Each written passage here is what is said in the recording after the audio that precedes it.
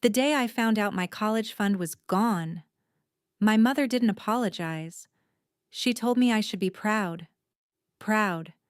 Because the money meant for my future had been given to my cousin instead. And apparently, I was supposed to understand. But what my mother didn't realize that day was that decision permanently changed our relationship. Because from that moment on, I stopped helping my family. Forever. Growing up, my mother talked about one thing constantly: my future. Education is the one thing no one can take from you, she always said. We weren't wealthy, not even close, but my mother was careful with money. Every birthday check, every holiday gift, every extra dollar she could save. She placed it into a small college account, and every year she told me the same thing. This is for you, for my future, for my education, for the life I was supposed to build. By the time I reached high school, I started working. Not because my parents forced me, because I believed in that future. I babysat, worked at a grocery store, tutored younger students. Every paycheck felt like another step towards independence. My teachers said I had a real chance: good grades, scholarships, a clear path forward. For the first time in my life, I believed I had control over where my life would go.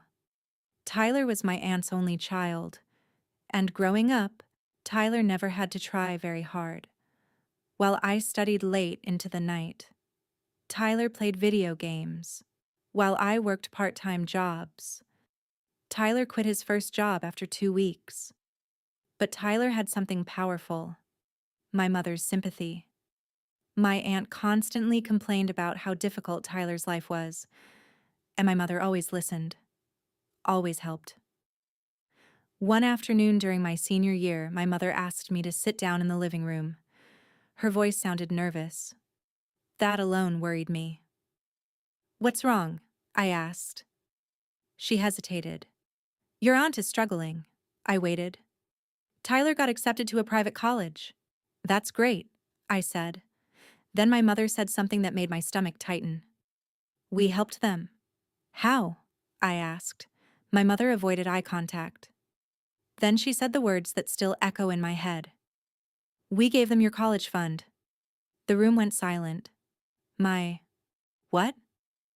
"Your college fund," she repeated quietly. I felt the air leave my lungs. "That money was for my tuition." My mother nodded slowly. "I know. But Tyler needed it more." I stared at her.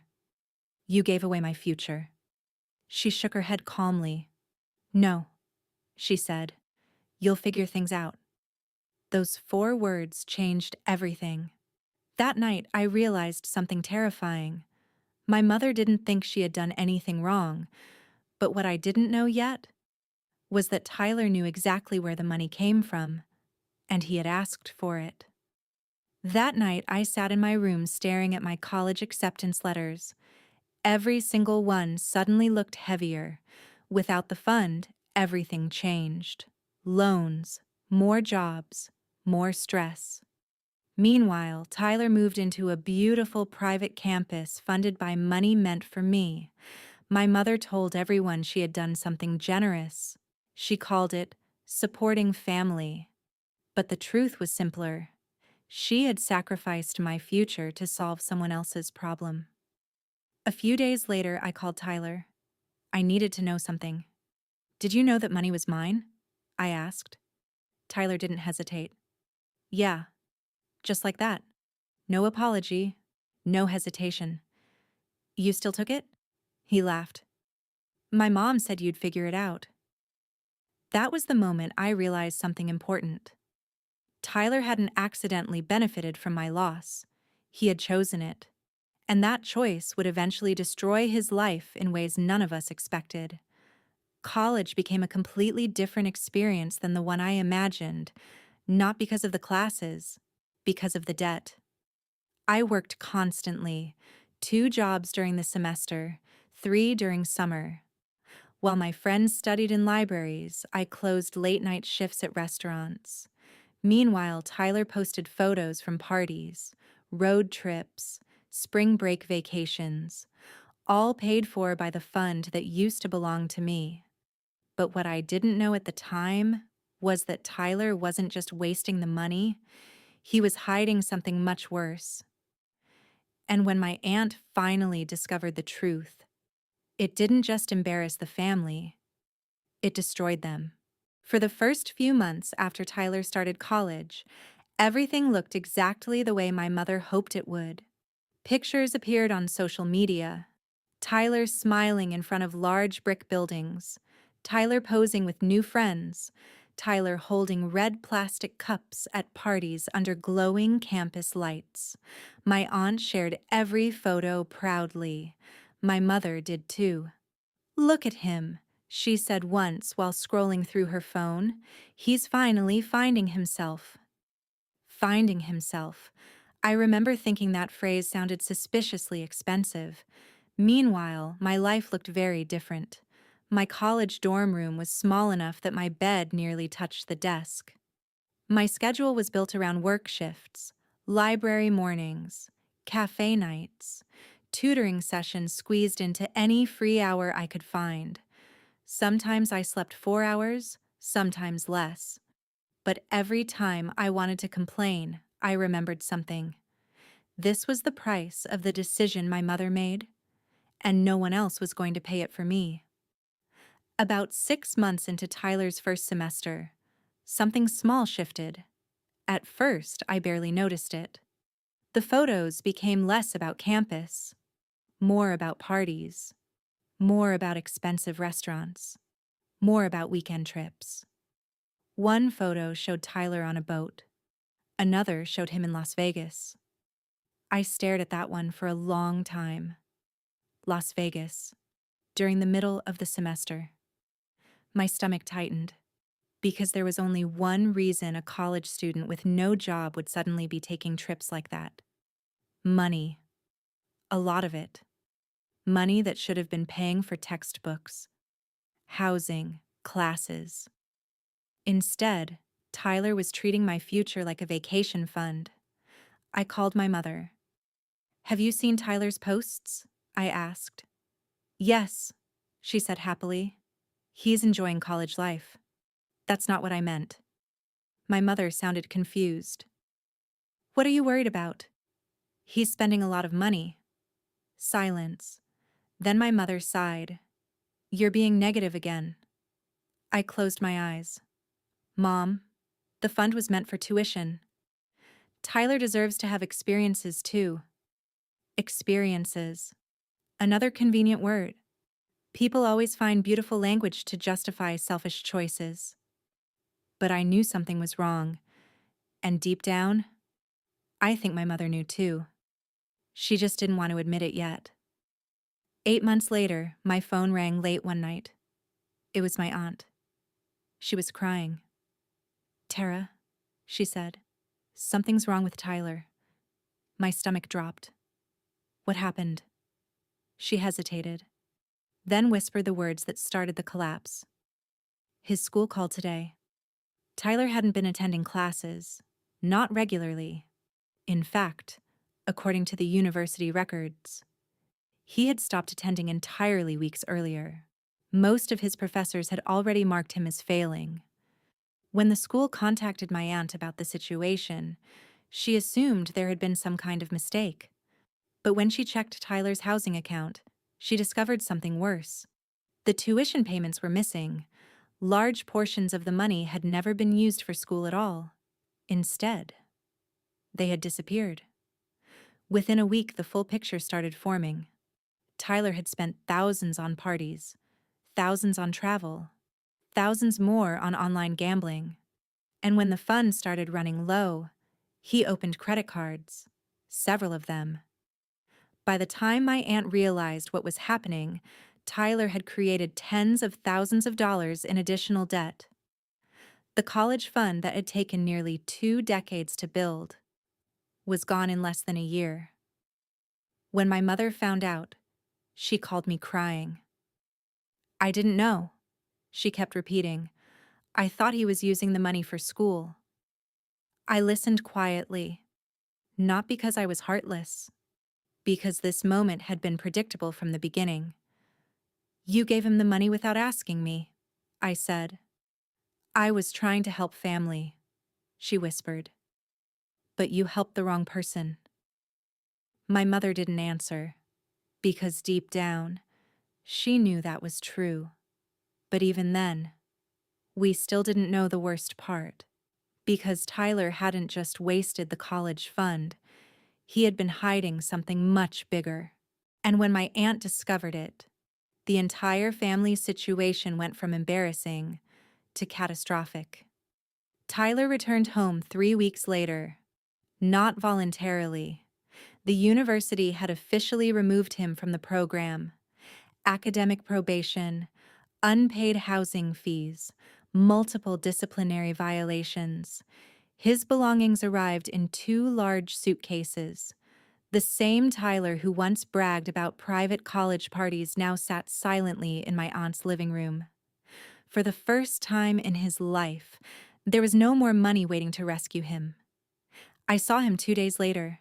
He looked different, tired, nervous, but not ashamed.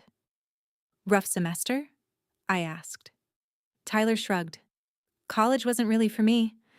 I stared at him. You destroyed my college fund. He rolled his eyes. You're still mad about that? The casual tone almost made me laugh. Do you regret it? I asked. Tyler thought for a moment, then said something that still shocks me today. You were always going to succeed anyway. That sentence revealed everything, because in Tyler's mind, taking my opportunity had been fair. I was the responsible one, the survivor, the person who would figure it out. And that meant my future was negotiable. Within a year, the financial damage began spreading. My aunt had taken loans to cover Tyler's debts.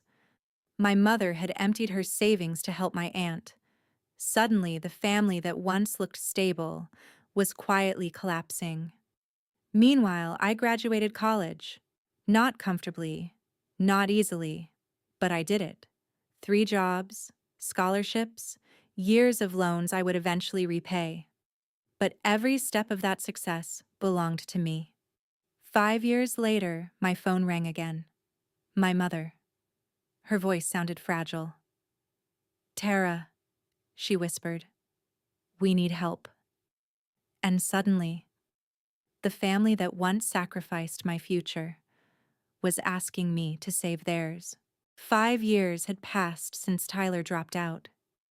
In those 5 years, my life slowly stabilized. I finished paying off the first chunk of my student loans. I moved out of the tiny apartment near campus and into a slightly better one closer to my job. Nothing in my life came easily, but everything I had, I earned. Meanwhile, my family had been unusually quiet. Fewer gatherings, fewer phone calls, less of the confident tone they once had about Tyler's potential. Until the night my phone rang again. It was my mother. Her voice sounded fragile. Tara, we need help. Those 3 words carried an entire history behind them. I leaned back in my chair. What happened? My mother hesitated. Then she said something I had been expecting for years. Your aunt is sick. My aunt had been diagnosed with a serious illness. Treatment was expensive. Insurance wasn't covering everything. Medical bills were piling up quickly. And Tyler couldn't help. Of course he couldn't. He still had unstable work, still had debt, still hadn't managed to build the kind of life that could support anyone. So the responsibility had quietly shifted. Back to me. The responsible one. The reliable one. The one who would figure it out. A week later, my mother asked me to come to a family dinner. I already knew what it was. Not really dinner.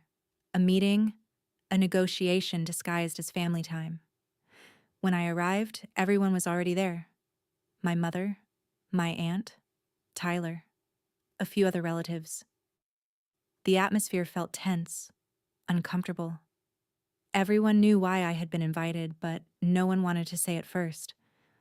Finally, my aunt spoke. Her voice was weak but hopeful. "Tara, we could really use your help right now." I didn't answer immediately. Instead, I looked around the table, at the same people who once sat comfortably while my college fund disappeared, the same people who told me I would figure things out, the same people who believed my future was flexible. Now they were waiting for me to rescue theirs.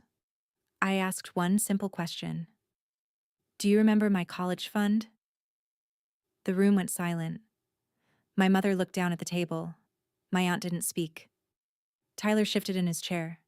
Finally, my mother said quietly, "Yes." "That money paid for Tyler's college," I continued. My aunt nodded slowly. "Yes."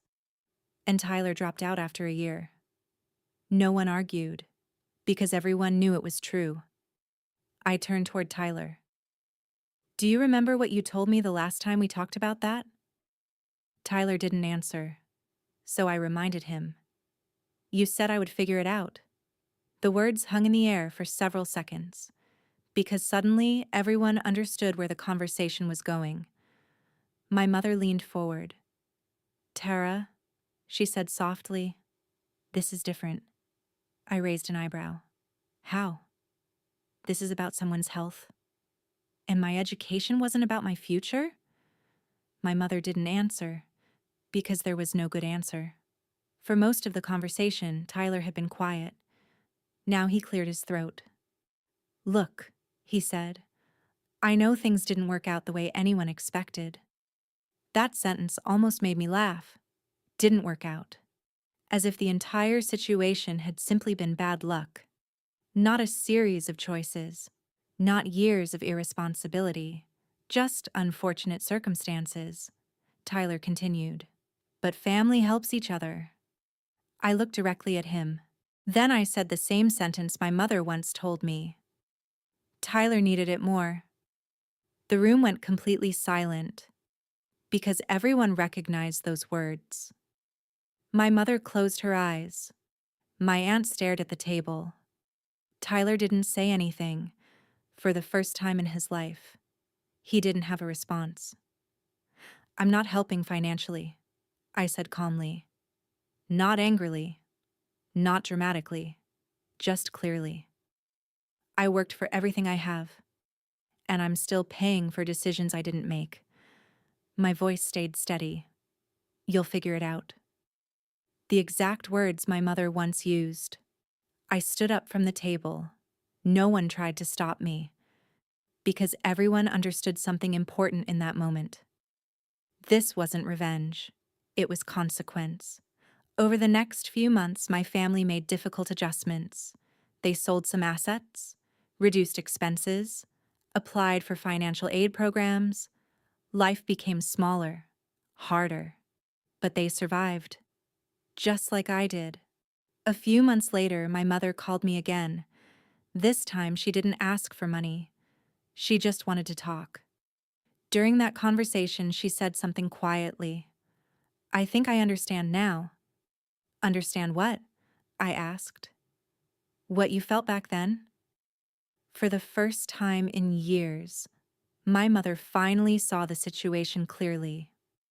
Not through the lens of generosity, but through the lens of fairness. The day my mother gave my college fund to my cousin, she believed she was helping family. What she didn't realize was that she was teaching me something far more important.